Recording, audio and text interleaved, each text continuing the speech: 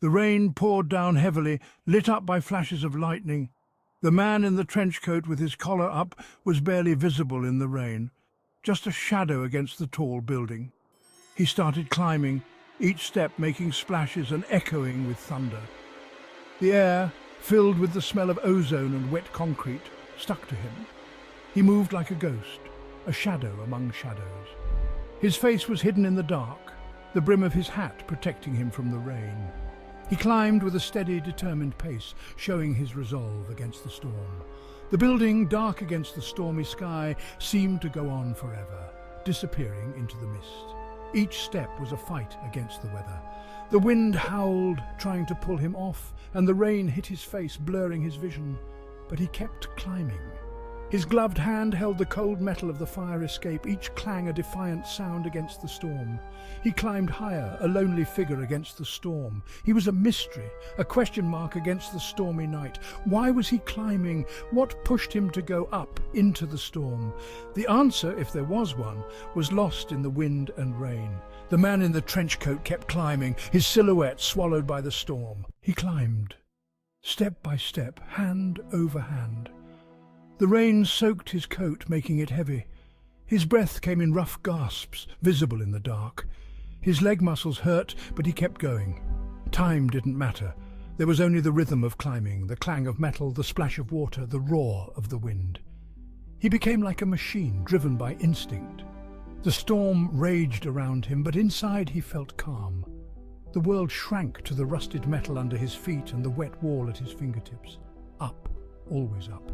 There was freedom in focusing only on the climb. His senses were sharp.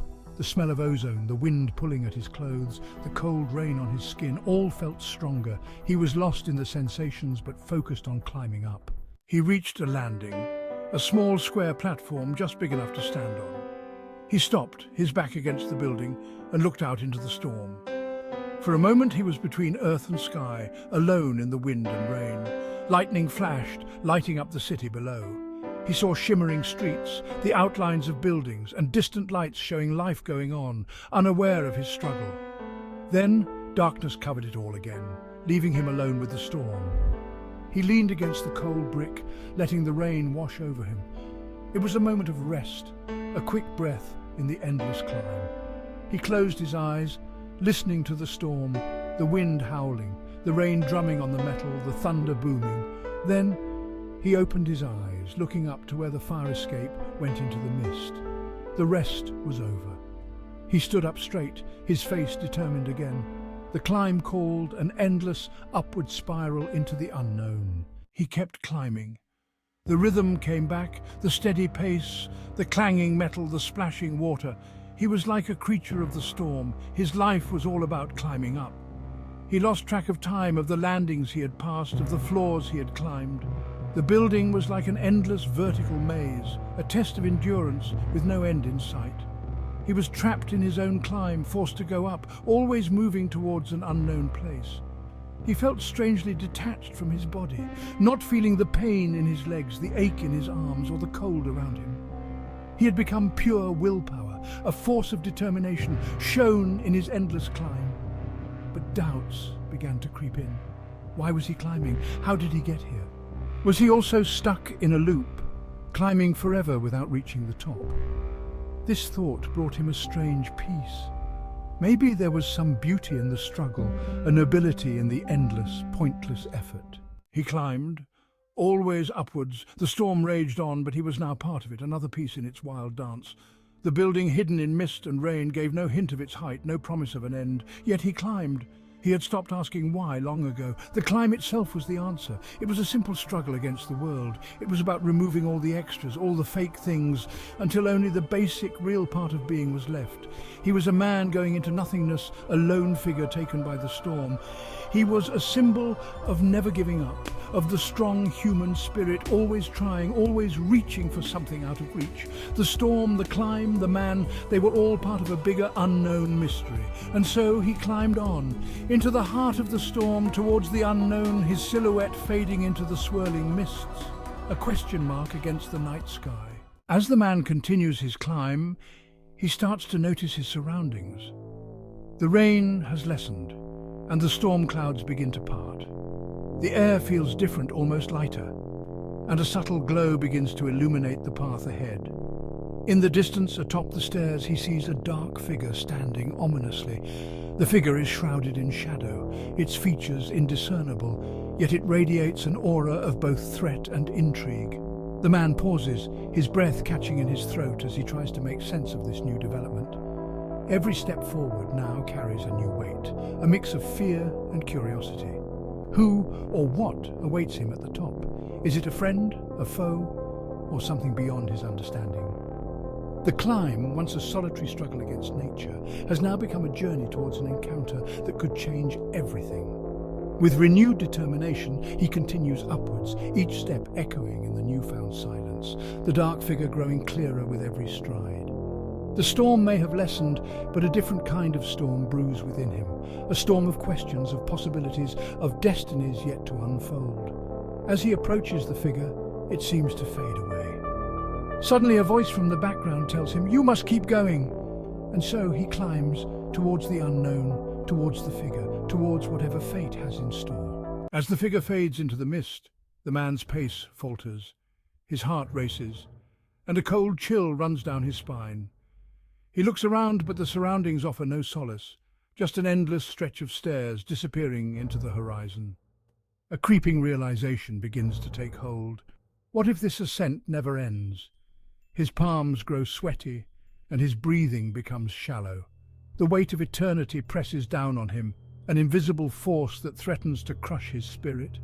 Every step he takes feels heavier than the last, each one a battle against the gnawing fear that he may be trapped in this endless climb forever. In the silence, his mind races. What will he do? Should he turn back or keep moving forward?